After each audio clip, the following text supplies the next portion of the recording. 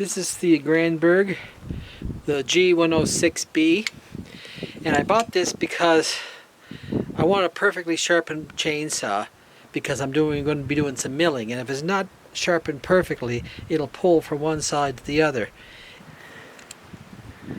So I tighten these things up, and I'll tighten this up. Now, as you can tell, this still moves around a bit. So what I'm going to do is I'm going to put this magnet here. Ooh, it ain't moving now, I'll tell you. Wow, I think that's going to work really good. And okay, that's awesome. It feels a lot more secure.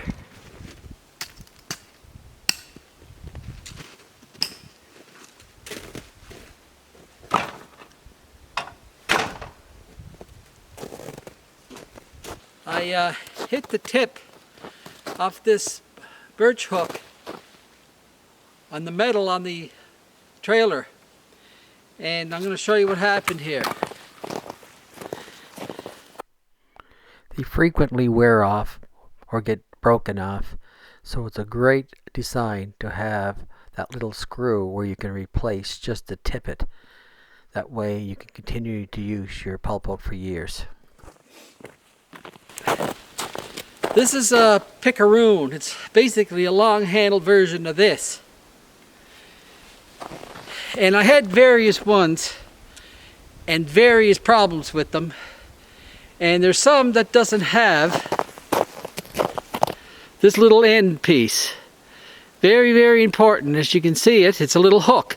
And when that goes into the wood, as most loggers know, that holds the wood onto this device. This one got broke off. Now, this pickaroon has the same option as this here, where you just screw this off and you pull this out and you stick a new one in. So you just take that little screw out. So that is, to me, it's vital, because I had pickaroons before without this replaceable tip, and they're basically useless. So I don't recommend anything like that without getting into a long song and dance about different brand names.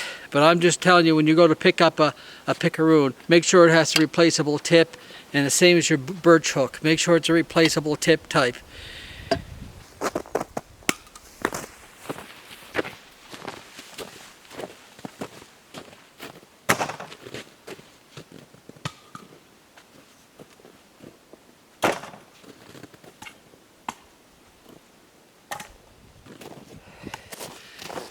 Well, usually I have my wood splitter going, but this is what I got today, because in November the snow came, 2 feet of snow. My wood splitter's still under 2 feet of snow up in the woods, and I can't get at it. And I have a customer coming, needs 2 cords of wood, so for the sake of 2 cords of wood I'm going to use an axe. But I want to explain to you about these axes without getting into a long song and dance about brand names. Just want to talk to you about the design. And this thing here, you see this? It comes up and it spreads out fairly wide, so it has a tendency to open up the wood farther and split it. That's one thing. But another thing about this design, it comes up, it's not as wide as the rest of the axe, and it's beveled. And that bevel allows me to drive the axe in, and if it doesn't go through the wood and split the wood, a lot of times your axe is jammed. This design really, really makes a big difference in getting your axe out of the wood when your axe is jammed into the woods. So I really am partial to that design, but I'm more partial to a wood splitter. But if you want an axe and you like to do things by hand and you like a nice hand tool, I'd go with that kind of design. That's for me personally. I know lots of people have their preferences. But that is an option you may want to look at, because it's a lot of trouble and a lot of energy spent trying to get your axe from the wood when it's all jammed inside a half-split stick. Note how easy the axe comes out of the wood. Again, a couple of wiggles out it comes, and it does have enough power and width on that rise to split.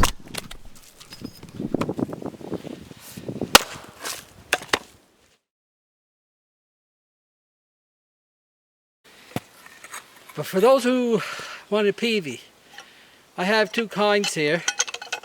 This is a felling lever and a peavey. And the best I can say about that design, it's okay.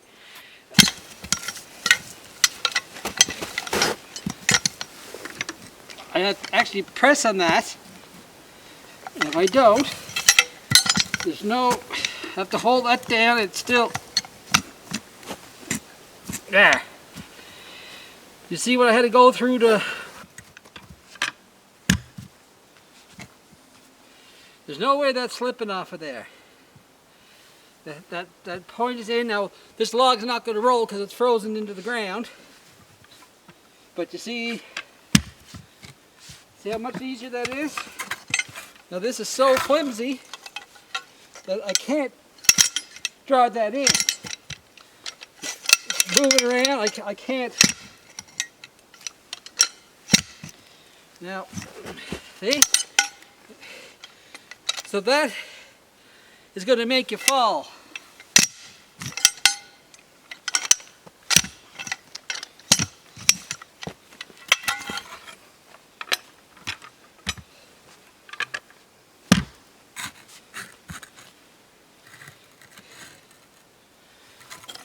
I'll hold them both up. This has a big long beak on it, so it can be driven into the wood. It's going to hold. It has this nice little hook here so it don't slip off the log on this side.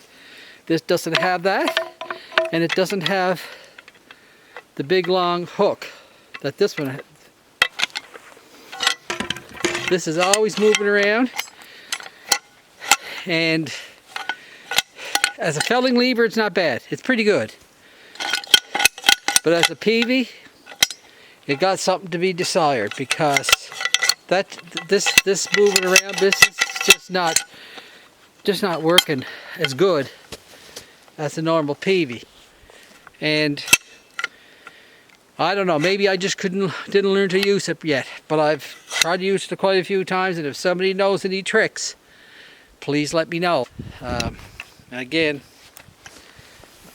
I'm going to stick to my old-fashioned peavey with a wood handle. If you like my videos, don't forget to subscribe, hit the like button. I look forward to watching your videos and sharing and swapping subscriptions. Thank you very much.